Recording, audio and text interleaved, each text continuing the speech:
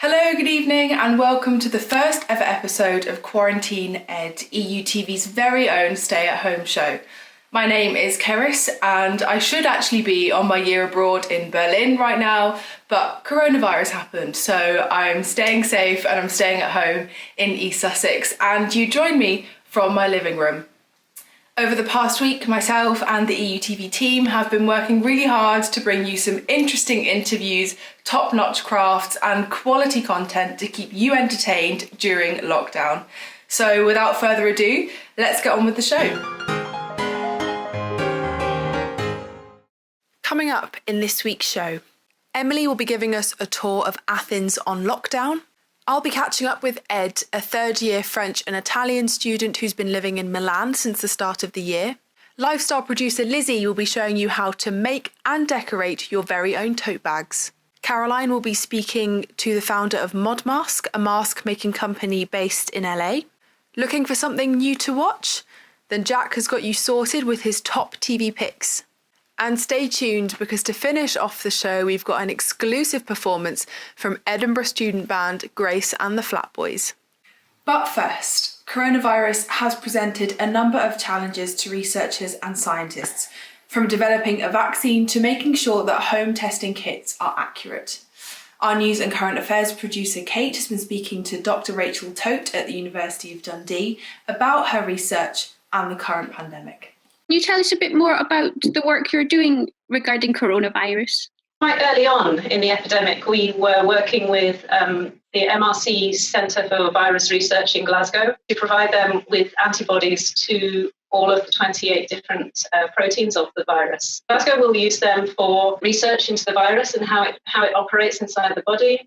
And also looking at different ways of diagnosing the virus. We're now also working with other groups in Dundee who have switched to working on coronavirus and have some ideas about possible therapies, and other groups who are looking at the possibility of developing vaccines. There's quite a lot of work, and it's kind of coming in every day as people have different ideas about what to do. Everything else is paused, and it is kind of weird because it's very different to what we normally do. It's good to be part of the team effort that's going on in the scientific community. In terms of an antiviral treatment or a vaccine, what would you say is a likely timescale for that? It's a difficult question because nobody really knows. We've had coronaviruses around in the population for many years, and we haven't been able to produce a vaccine yet. However, there has never been this level of urgency. There are lots of groups, they're coming at it from lots of different angles. So I hope that somebody or more than one group will come up with some good solutions, and we can combine those to lessen the effect of the virus. I would say we're looking at a good year before we have anything real to use. You run into the political issues of who owns whatever it is, who is going to manufacture it, and how do you make it available to everybody fairly. So that's a whole other ballgame. When we start to get back to some kind of normality, how do you think our society, will it be changed, and how do you think it will have been changed by this? As a scientist, I think it will change the way we work. We have been forced to facilitate working from home, and obviously you can't do your lab work from home, but we have kind of realised that there is a lot we can do from home. And I think the way we organise the work in the laboratory will also change. We're working much more as a team now, and because we're so focused on getting the work done, because we're all feeling the urgency. As a person, just as a scientist, How do you think that society will be changed by this? Yeah, I don't know, Kate. I hope that all this kindness in the community will continue. This is affecting everybody on the planet. We are all in this together, but there are inequalities, and it's affecting a lot of people differently from other people. Let's hope that we can move forward and try to become kinder, both as in the small communities that we live in, but also between countries. As we come out of this, let's hope that we can take with us the good things that we've all become more appreciative of as we've been in lockdown. I don't know if we will. Humans are a strange species, so we may just forget it all and carry on as we were before. But I'm hopeful that there will be some good changes that will come out of all this. Thank you so much for talking to us. You're very, very welcome. Now from Dundee to Athens, where our Vice President Emily has been showing us the Greek capital on lockdown. Today, me and Beau are at Mount Lycavitas. Say hello.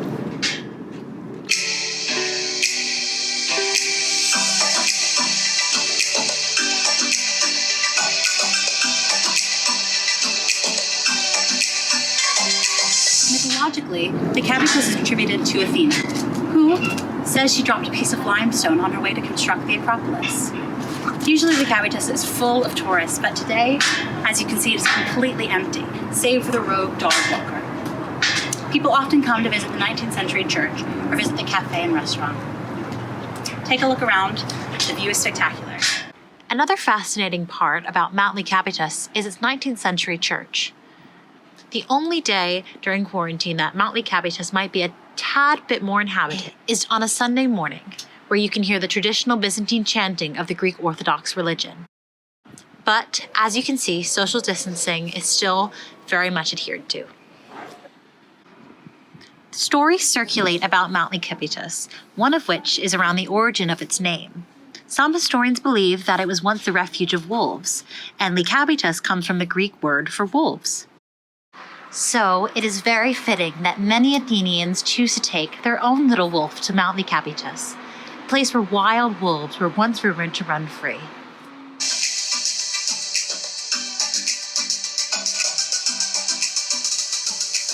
It's not just the academic year at Edinburgh that's been disrupted because of the pandemic, but also people's year abroad, something that I know only too well.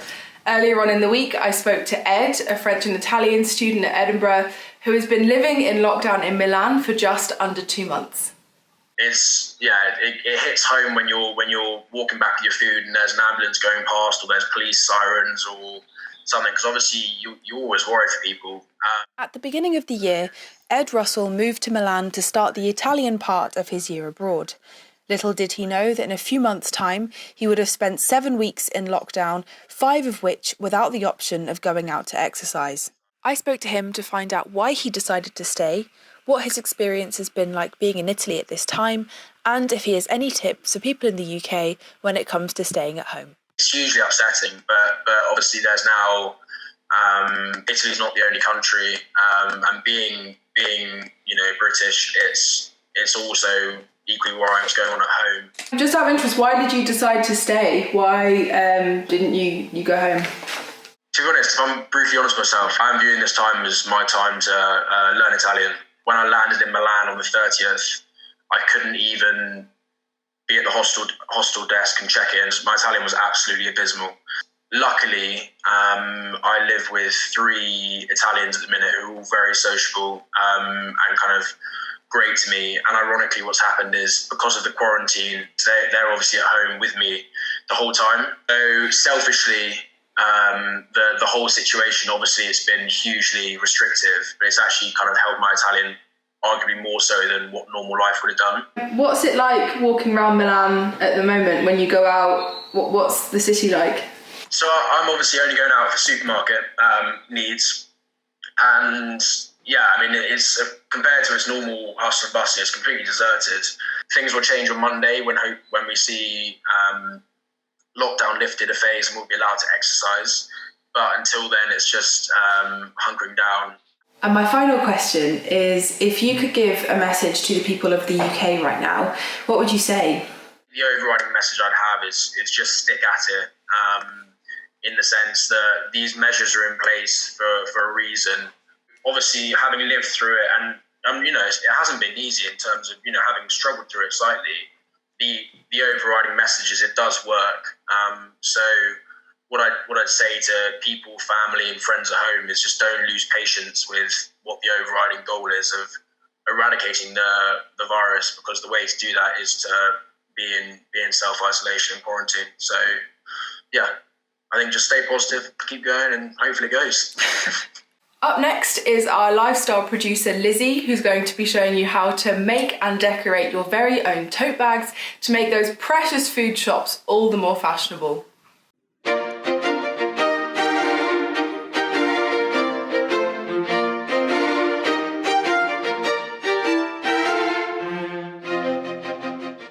name is Lizzy Laycock and I'm the lifestyle producer for EUTV next year. The next couple of weeks, I'm going to be showing you guys at home how to do some easy and accessible arts and crafts.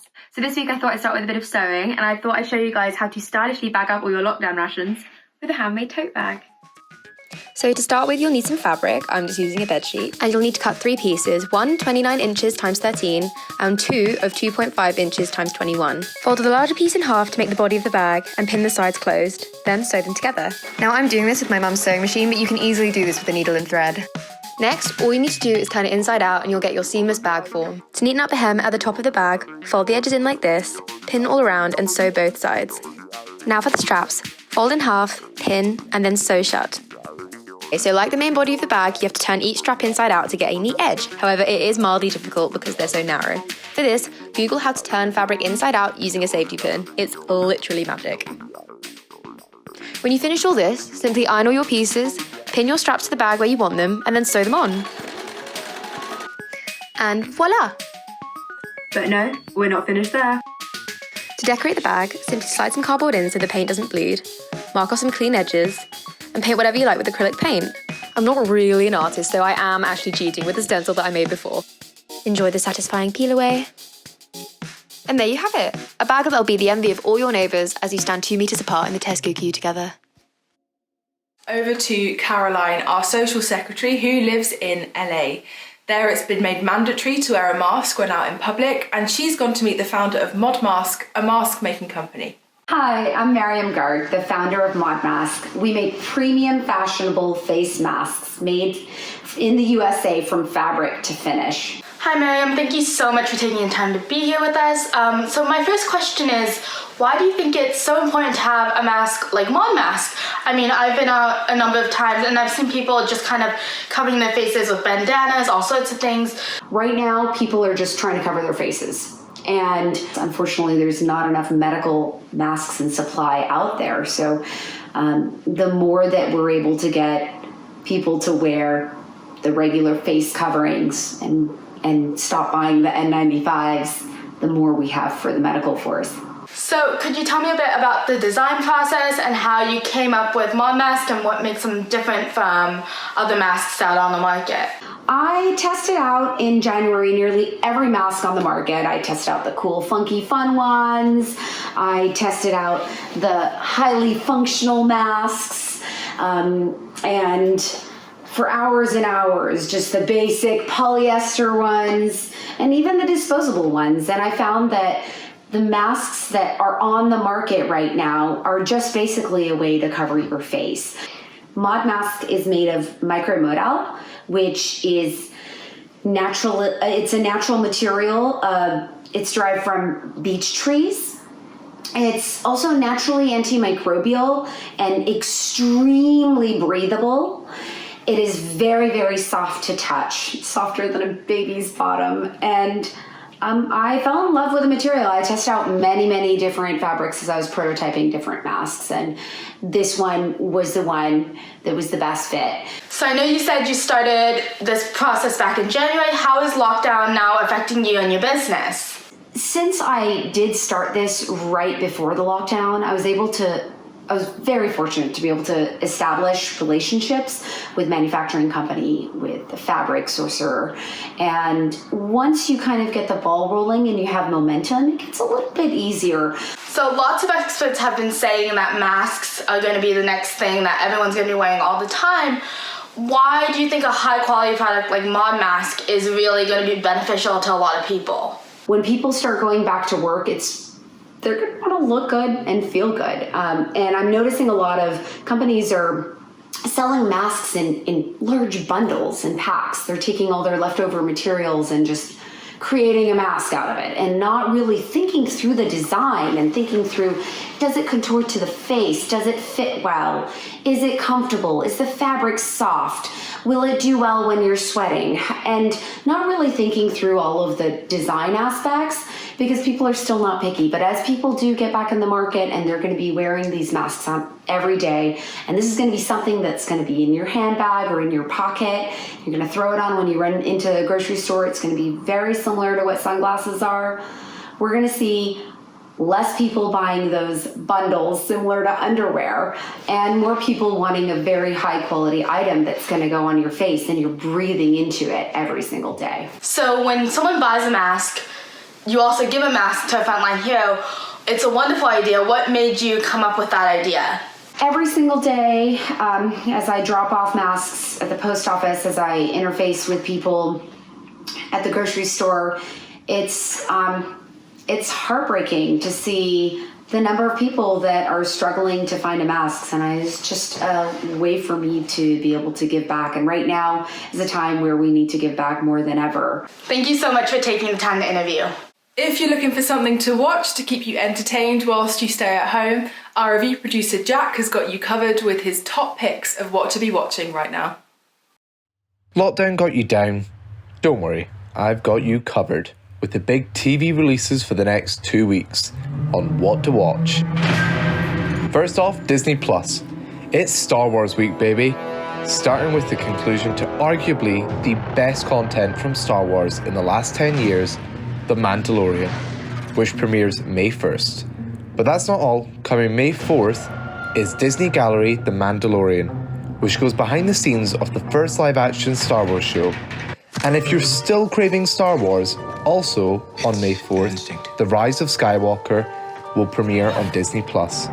Despite how you feel about the film, it's a fun flick to stick on in lockdown. The Force brought us together. Next up, on Netflix, coming May 1st is Hollywood, a limited series from Ryan Murphy of Glee and American Horror Story fame, and follows a post-World War II Hollywood where aspiring actors and filmmakers are trying to make it in Tinseltown, no matter the cost. Oh, I came here to be a movie star. A few weeks later, on May 14th, we have the final season of Schitt's Creek, a show that follows a privileged family who lose it all and have to move to a small country town. If you've not seen this show, it's a perfect light comedy to watch in quarantine.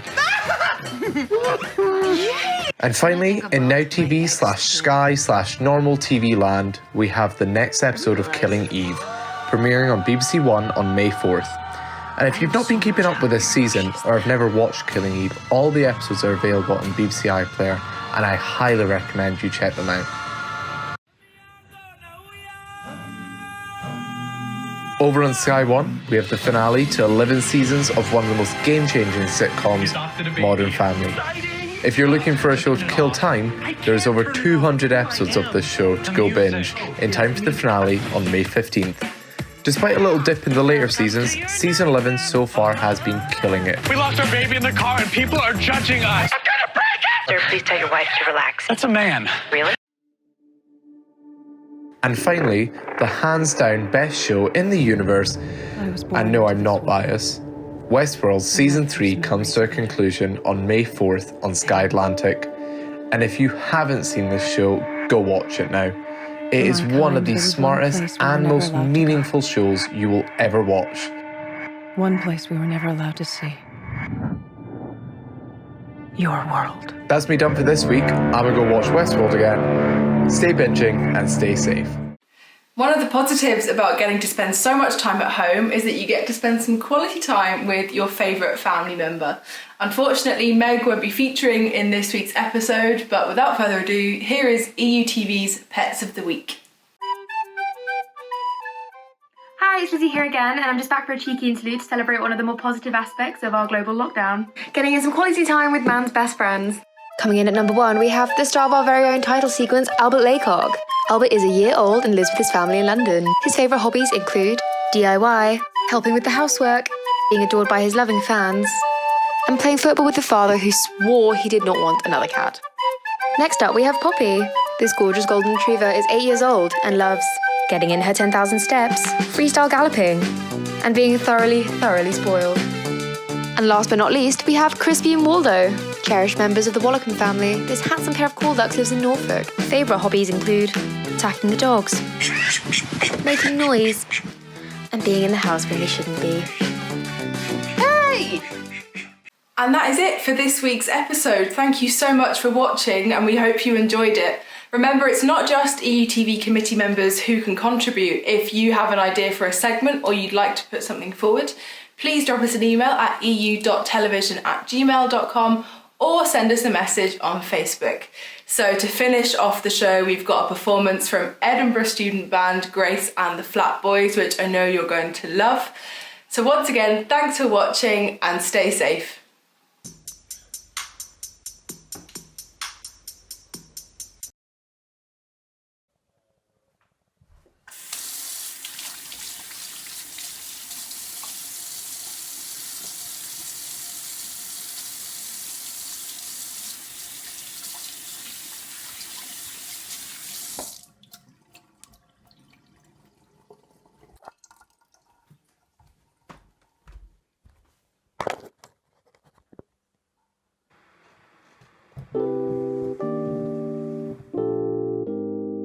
Talking to myself and let these crazy thoughts go round and round. Feelings I can't explain to you or something, but they are new, no. Cause they are new and no. It's running through my head at times. I think I wonder, yes, I might be trying to convince me otherwise. But sometimes I am none the wise, no.